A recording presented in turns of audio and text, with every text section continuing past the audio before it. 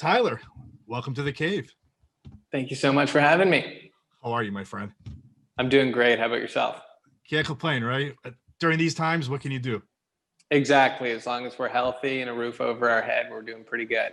Right. So, I mean, the listeners, they know you from Netflix's Sabrina, of course, and you've had a good career, a good run with the show, also. Yeah, I mean, I'm a little surprised. Melvin was only supposed to be in one episode, so I'm really glad and I'm really grateful to have done as much as I did. That's awesome, man. But before we jump into that, let's get to know more about you, man. At what age did you kind of had an idea this is what you wanted to do? You wanted to get into the acting world? This is a little bit of a complicated question because I feel like I was pretty on and off. Yeah. When I was younger, it was always something that I was really interested in. But I grew up in a small town in Alberta, in Canada. Yeah. And it was like a pipe dream. No one was ever really an actor, and it wasn't really something that you really talked about. Everyone went into engineering or something like that. So I was always like, oh, it's just not realistic, I guess. And then when I was 18, I took a year off after high school, which was probably the best decision I made because it led me here. But I did some background work on Hell on Wheels, and I got to chat with some of the actors on there. And I was like, you know what? It's possible. Like I can do this. And I remember calling my parents and I was like, that's it. I'm moving to Vancouver. And then a few months later, packed my bags and here I am. Did you take any acting lessons when you went to Vancouver? Or what was the next thing you did? So I got to Vancouver, and I the first thing I did is I went to school. So I went to the Vancouver Film School here in Vancouver, and I did that for a year and a half, maybe. It was a small program, and then right out of school, I got an agent and started acting. Wow. So tell us about your audition process. Well, first let's talk about your acting lessons. What was the best thing about that when you were taking all these lessons? What was going through your head? Did you have an idea you wanted to go into TV, film? What was the goal at first? I mean, the goal it's the same. It's just to act. I mean, I'm really open to do anything. I love TV and I love film, and I think theater is great as well. So I mean, it just kind of depends on the project, really, if I'm passionate about it and if it's interesting to me. Film school was good. It was nice to just act every day. Right. You wake up, you go in, do your thing, and it was just a lot of fun. How long were how many hours a day were you doing the school? It was, how long was it? It was just your normal school hours. I think we'd finish at maybe 4, start at 8 to 4. I think is kind of what it was. And then a lot of the times we would rehearse after classes and stuff like that. What was your favorite part of that? My favorite part, I mean, acting every day, but it was just learning. I think that's what's great about this industry is that we just constantly get to learn. Yeah. And so it was really that aspect of just learning new things. With the film school, they did it so that you had multiple teachers and you had different kind of methods of acting. So you kind of just got to learn kind of what worked for you and what you really liked and wanted to explore. So I'd say probably that, just the learning aspect. Well, while you were doing the acting lessons, was there somebody that you looked up to that you kind of wanted to mold yourself after in a certain way, or? Yeah, I mean, there's a lot of actors that I really look up to. I mean, I'm a really big fan of Andrew Garfield, so I really look at him quite often, actually. I'm like Jake Gyllenhaal. I mean, there's so many amazing actors that I really looked up to and I watched. So yeah, for sure, definitely, probably somewhere around there. What were some of your favorite films that you studied, that you could watch over and over to this day? Or even TV shows? I'm a big Star Wars fan. Okay. So, I mean, I could watch Star Wars, and I'm sure, if people paid attention to my Instagram at all, I watch Star Wars way too often, probably. Right. So that's a really good one. I mean, some of my favorite movies that I could watch over and over again are Breakfast Club. I love La La Land. This is so embarrassing to say, I just recently watched the Rocky movies. Okay. And I loved those. So probably those as well. Yeah, those are, I grew up watching those. Those are fantastic. Yeah, they're amazing. And I'd never gotten the chance to sit down and watch it all the way through. And then, I mean, we had this pandemic and I had nothing else to do. And I was like, yeah, and I started watching with all the Rocky movies and then just started watching movies. I got to every ask day. you, which one's your favorite one? The first one. Yeah. The first one, it's my favorite. I mean, they were all amazing. I watched the Creed movies as well, and I thought those were amazing. But you got to go with the first one. It's definitely mine is Rocky 4. I don't know why. I don't know if it's the whole Ivan Rocky Draco. 4. Yeah, I don't know. That is a good one. Yeah. So you mentioned Star Wars. I got to ask real quick. Mandalorian. What's your thoughts on that? Loved it. Yeah. I watched it every day that it came out. I watched it, but I stayed up till midnight to watch it, so that nothing was spoiled. So every Thursday night till midnight, I would stay up and then watch the new episode, and then nothing was spoiled for me. I loved it. Yeah, that's great. And the one thing about like Disney Plus, like I don't want to get off topic, is like I love how they release it once a week. Yeah. It's like that because I don't know about you, but I don't have time to sit there and watch 3-4 episodes of something, and then it gets spoiled. That's the thing. Yeah, totally. I mean, I love the episodic release. I think it's a lot of fun. And as much as when I'm watching it, I hate it because I'm like, wow, like I want the next one. And I love the you get to start like making theories and kind of figure out, what's going to happen next. And I think that's a lot of fun. What's your thoughts about all these spin-offs that they're about to do on Disney Plus? I'm excited. I think the more Star Wars we have, the better. I'm a little scared. Because really? if they blow it up too much, then there's just so much going on. And what if they ruin something? Yeah, I mean, that's fair. But I really trust, I trust the people that are behind it. Jon Favreau and Dave Filoni are so amazing. And they've done such a great job with The Mandalorian. I can't wait for is it the Rangers of the Republic? Yeah, that's another one, yeah. Yeah, that one I'm really excited about. The Acolyte series is going to be great. There's just so many, and they're all great concepts. And Ahsoka too. Yeah. We got to talk about that one. I'm so excited for that. I think that's going to be great. Yeah. And the funny thing is, now we just found out that season 3 won't even be out till not even this year, maybe mid next year. So now it's I'm going to go back and watch the first 2 seasons again. Yeah, I think on Saturday, I think a friend and I are gonna binge the whole second season actually. Again. Yeah. So yeah, it's good content. Hopefully they keep it up. Let's talk about your recent show. Netflix let's talk about Chilling Adventures of Sabrina. How exciting has this ride was for you so far? Wait, it's over now, but throughout all these years. This ride has been amazing. Like I said earlier, Melvin was only supposed to be in one episode, right? And I guess they just liked the character, and I guess I just got along with everyone so well that they just kept bringing me back, and I ended up doing half of part 2 and then 3 and 4. It's been unbelievable. I couldn't have asked for anything better. Yeah. So when you read the script and you went for your audition, you said it was only for a one-time role. Tell us about the audition process. I want to hear about that. So the audition process was really short. They gave me 2 scenes to read. Yeah. And I went in, I did my research as much as I could on the show because it hadn't come out yet. And I knew a little bit because I had auditioned for Harvey originally.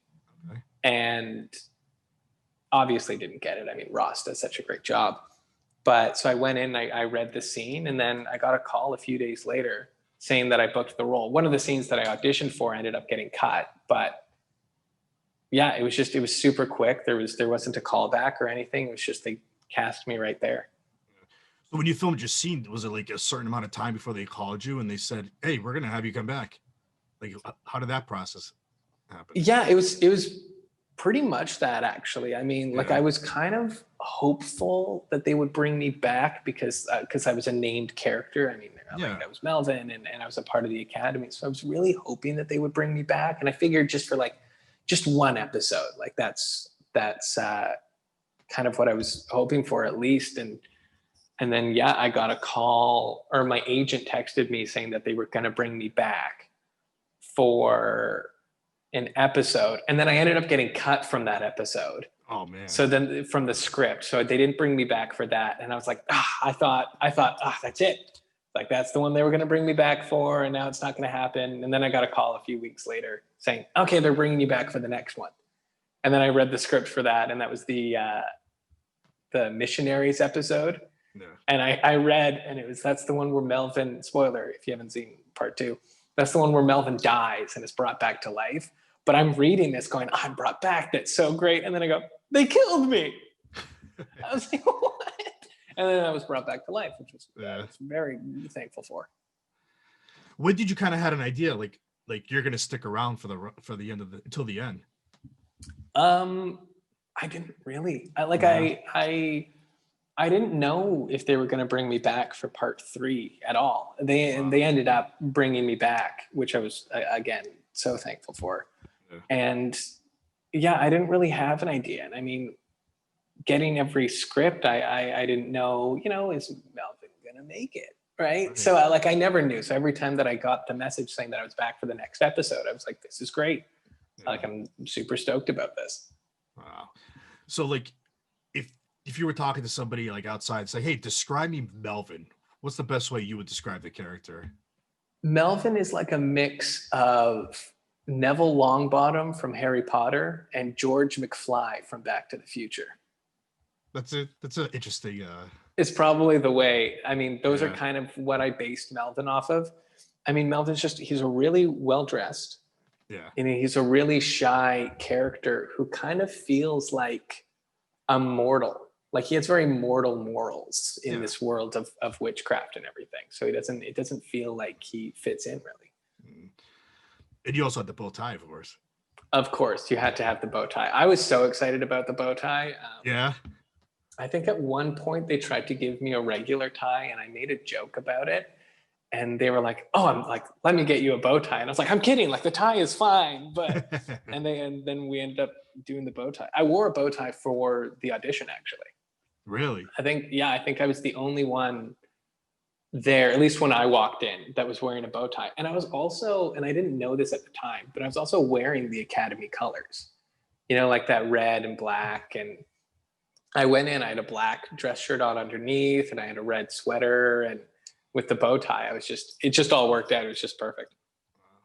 So like throughout the seasons, like how would you describe like his character development? Like did it change a lot throughout the seasons? Yeah. I mean, poor Melvin's gone through so much. I mean, like in part 2, he dies and then is brought back to life. And then in part 3, again, another spoiler if you haven't watched part 3, but both Dorcas and Elspeth die, which were probably the people he was the closest with. Right. So that really affected him. And I think we get to see Melvin come out of his shell a lot more. And I think we start to see like Melvin kind of trying to step into a bit more of like a leadership role. And I think that's really hard for him because he is such a shy character. And it's just part of that coming out of his shell a bit more. Yeah. It's interesting. Now, like throughout the seasons and everything, like what was like your favorite Melvin moment that still to this day you're like, yep, this was my favorite episode, favorite scene? My favorite Melvin moment. I mean, everything with the Hare Moon Festival, I think, was a lot of fun. I really enjoyed that for sure. I mean, just any scene that I get to do with the whole cast is amazing. I'm trying to think of some stuff that happened in part 4 that was like my favorite. I mean, a lot of the, I don't know if you can hear that. A lot of the stuff with Sabrina and Melvin's date in part 4, I think is a lot of the standout stuff. It was just a lot of fun working with Kieran and doing those scenes. Yeah, I was actually asked to ask you, was Melbrina ever put on the table for you guys? I'm not sure. I mean, who knows? I really liked Melvin and Sabrina together. I thought it was quite fun. It was something really interesting. Whether it was really on the table as a thing, who knows? Yeah. Melvin did get rejected quite a bit by it, but yeah, I mean, I don't know. I think it would have been a lot of fun. If you could have wrote the script, would you have done it? If I could have written the script, I mean, I think that would be a lot of fun. Although I think Melvin was kind of meant to be with, I really liked Melvin with Dorcas. Yeah. I think was my favorite. If I could have written the script, I think there would have been more of that. Now, throughout, like, did you have any challenges playing this character? Did you find it easy, or was there like moments where you're like, okay, how am I gonna play this? Like, you go home and you're like thinking about it, like, I want to play a certain scene this way with him tomorrow, or Yeah, I mean, there's always challenges with any role that you do. I was lucky because Melvin is quite easy for me. I'm a very shy guy and I'm really awkward as well. So I just kind of upped that a lot more for Melvin. Um, yeah, I'm just trying to think. It was a lot of the times when I would run in and deliver information, like in a panic, that I found I would struggle with every once in a while, just trying to make it fresh and make it new. Melvin running in, I really enjoyed. I thought that was a really fun gimmick that we had, where Melvin's always the one delivering information panicked. So yeah, it could have just been one of those, because I find a lot of the times those like one line scenes or anything like that are actually a lot more difficult than doing 3 pages of stuff. So yeah. how did you get the call when you got the word that this was it for the season and the series and you guys weren't coming back? I didn't get a call. I found out online when everyone else found out. I was actually filming a self-tape at the time. I was filming an audition. So there's a video of me finding out somewhere, maybe at some point. Wow. Who knows what'll happen with that. But yeah, I found out when everyone else found out, and I was really sad about it. It was bittersweet. I was really happy to have gone on that amazing journey, but I was sad that it was over. Yeah. What did you think about the ending? What did I think about the ending? Yeah. I thought that we should have more Melvin. No spinoff? A spinoff would be great. I would call it The Cringy Adventures of Melvin. There you go. I think is the spinoff that we should get going. I think it should be in the style of the old sitcom, but still with all the same characters. But it's only Melvin who sees it as the sitcom. Yeah, I can see that. I think would be very funny. After as soon as this interview ends, get on the phone, call them, give me your ideas. Yeah, I'll call up Roberto and I'll go, listen, Roberto, here's what I'm thinking. I know you got Riverdale and you got all these other shows, but what do you think about The Cringy Adventures of Melvin? Huh? There you go. Or you show up on Riverdale. Or I show up on Riverdale. I'd be down for that too. There you go. Speaking of what's next for you, are you able to start working on any other projects or anything? Or yeah, I mean, with the pandemic, it's been kind of difficult. I've been writing a lot more just because we had so much time off. So I've really been doing that a lot. I've been trying to write my own stuff, some short films and all that kind of stuff. And then still auditioning here or there when I can. I mean, things are starting to pick up again in Vancouver here, but yeah, mainly writing a lot more. You mentioned the pandemic, like when that started happening, everybody turned it to self-tape. Do you like self-tape or do you like to do it live? What's your thing? I think there's benefits to both. I personally like being in the room more because you kind of get that interaction and the casting director can give you a note and you can kind of change and you can kind of play with this scene a lot more. So I miss that a lot. I mean, self-tapes are great too, because you get a little bit more time to work on it and try and perfect it as much as you can. But I mean, sometimes that's also the fault is you're like, oh, I blinked there and I shouldn't have, or whatever. Yeah. When you do the self-tape, is it just you and the camera or do you have somebody else helping you in the room or? So I live alone. So I'm allowed to have like to have a bubble.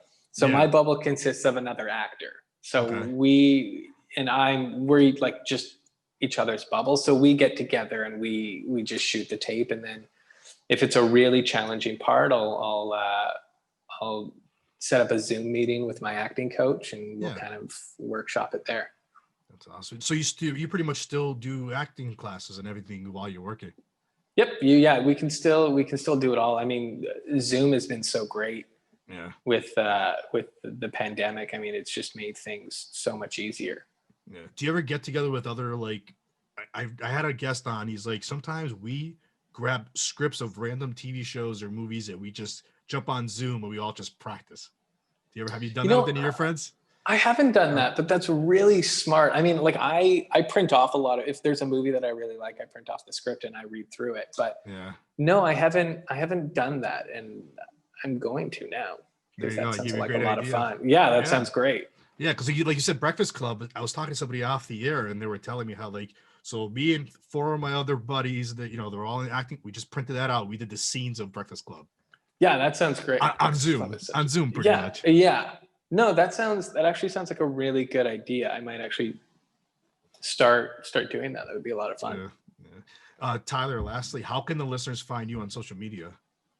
So I really only use my Instagram. It's Ty_Cotton. So TY_Cotton, like the fabric.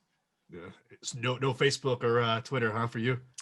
Well, I don't have Facebook. I have Twitter. I'm sure if you search Tyler Cotton, I'm on there. Yeah. I'm really bad at it, so I don't usually share it too often. But it's on there. You can find it. It's just search Tyler Cotton. I'm sure I'll show up. And really quick for the listeners and viewers, you can find the podcast also on Twitter, Instagram, Facebook, the MCC Podcast. Tyler, this was fun. Thanks for coming on. Yeah, this was great. Thank you so much for having me.